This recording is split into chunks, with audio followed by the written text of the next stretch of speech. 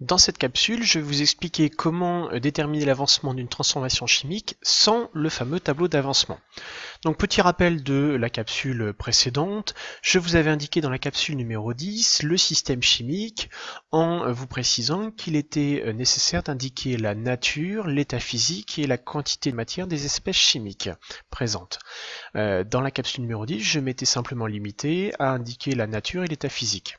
Donc là, nous allons voir comment déterminer la quantité de matière des espèces chimiques et plus précisément à l'état final.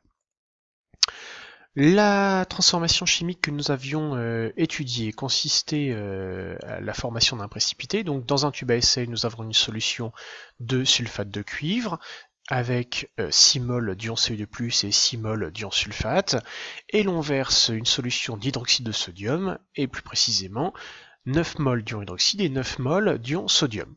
Donc ça, c'est le système chimique à l'état initial.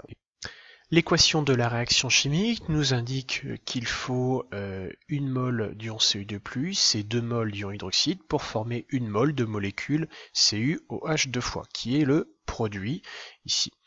Donc là, ce que nous ne savons pas encore, c'est à l'état final, quel sera le réactif limitant. Est-ce que c'est l'ion cuivre ou l'ion hydroxyde?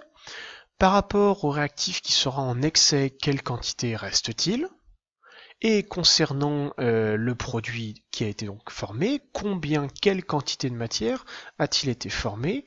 Pour les ions, les espèces spectatrices, ici les ions sodium et les ions sulfate, leur quantité de matière ne va pas varier. Donc, on a la même problématique que tout à l'heure. Là, on va se baser uniquement par rapport à l'équation de la transformation chimique. Et on va faire deux calculs, c'est-à-dire la quantité initiale d'ion Cu2+, que l'on divise par son coefficient stoichiométrique, qui vaut ici 1. Je vous rappelle que lorsque le 1 est présent dans une équation d'une transformation chimique, on ne l'indique pas. La quantité de matière d'ion Cu2+, était de 6 mol. 6 divisé par 1, donc on a 6 mol. Ensuite, on va faire la même chose pour les ions hydroxyde. Donc la quantité initiale d'ion hydroxyde divisée par son coefficient stoichiométrique, ici 2. La quantité de matière initiale c'était 9 mol, 9 divisé par 2 c'est 4,5 mol. On a un élément à retenir, on compare les deux valeurs et on choisit la plus petite. On va alors connaître le réactif limitant et le nombre d'actes de réaction. Ici nous avons bien que la quantité initiale d'ion Cu2+ divisé par 1 qui est plus grand que la quantité initiale d'ion hydroxyde divisé par 2, 6 est supérieur à 4,5. On en déduit que le réactif limitant est l'ion hydroxyde et qu'il y a 4,5 actes de réaction. À partir de là, on va pouvoir déterminer les quantités de matière à l'état final.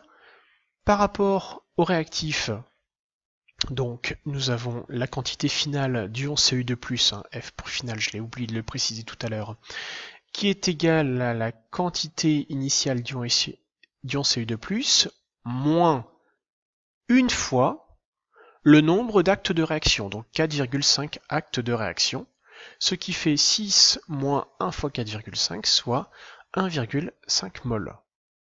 Pour les ions hydroxyde, la quantité finale d'ion hydroxyde, c'est la quantité initiale d'ion hydroxyde moins 2 fois le nombre d'actes de réaction. Ce qui fait 9 moins 2 fois 4,5, on est bien à 0 mol, c'est le réactif limitant. Pour les produits, eh bien, nous avons la quantité finale de molécules CuOH 2 fois, qui vaut une fois le nombre d'actes de réaction, c'est-à-dire 4,5 mol. À partir de là, on peut compléter le bilan de matière. On indique qu'il reste 1,5 mol d'ion Cu2+. Les ions hydroxyde ne figurent plus à l'état final puisque c'est le réactif limitant. On indique également la quantité de matière du produit, ici l'hydroxyde de cuivre, 4,5 mol. Et comme je le précisais tout à l'heure, les espèces spectatrices, leur quantité de matière n'ont pas varié, donc on a 9 mol d'ion sodium et 6 mol d'ion sulfate. Voilà pour cette méthode qui ne nécessite pas de tableau d'avancement, mais peut-être un peu plus de rigueur par rapport à la rédaction pour éviter de se mélanger dans les coefficients stoichiométriques. Voilà, reste à vous de choisir l'une ou l'autre méthode. Les deux sont valables. Le but, c'est que vous ne fassiez pas d'erreur. Je vous souhaite maintenant un bon quiz.